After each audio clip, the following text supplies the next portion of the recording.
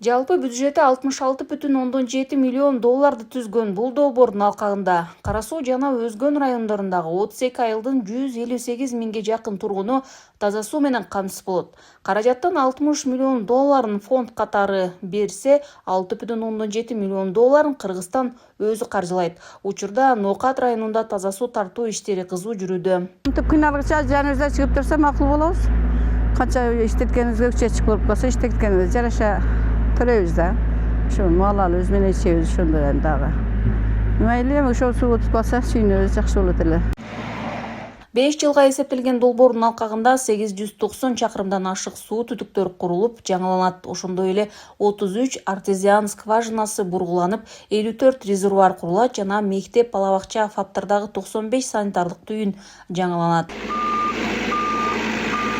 Азыр үйлөргө Кудай буйруп насип кылса, мына өкмөт боюнча биздин азыр Кашкалдагы айылында таза суу проблемасы азыр эми чечилип баштады. Азыр мына өзүңүздөр көрүп атасыздар, мынтип бар жокту алып келишип, мына ишкерлер өздөрү уюшуп, мынтип субподрядчиктердин жардамы менен келип, мына айылыбызга таза суу коюлуп атат. Мындан тышкары долбоор санитардык шарттарды жакшыртууну да камтыйт. Мектептердеги, бала-бакчалардагы жана фельдшердик, акушердик пункттардагы 95 санитардык түйүн жаңыланат. Ишти Айыл чарба министрлигине караштуу тиешелүү департамент ишке ашырат. Бирок суу эсептегичтер сөзсүз кирет ар бир үйгө.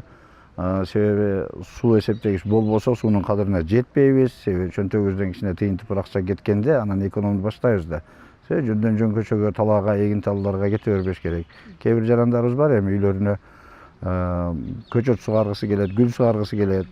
Эгер акчага кетчү болсо, аны башка жактан пайдаланышат да, муну только ичкенге, өзү ден соолугу үчүн пайда болот да таза суу.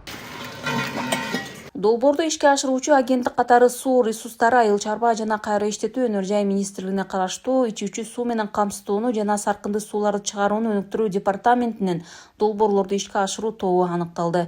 Долбоорду иштөө азыркы мөөнөтү макулдашуу күчүнө киргенден тартап 5 жылды түзөт. Документке кол коюу 2026 жылдын июль айынын аягына чейин пландалууда. Бул долбоор аймактагы калктын жашоо сапатын жакшыртууга жана заманбап суу менен камсыздоо системасын өнүктүрүүгө багытталган маанилүү кадам болуп саналат. Гүлжан Ажыматова, Алишер Мусажалил уулу, Ош облусу.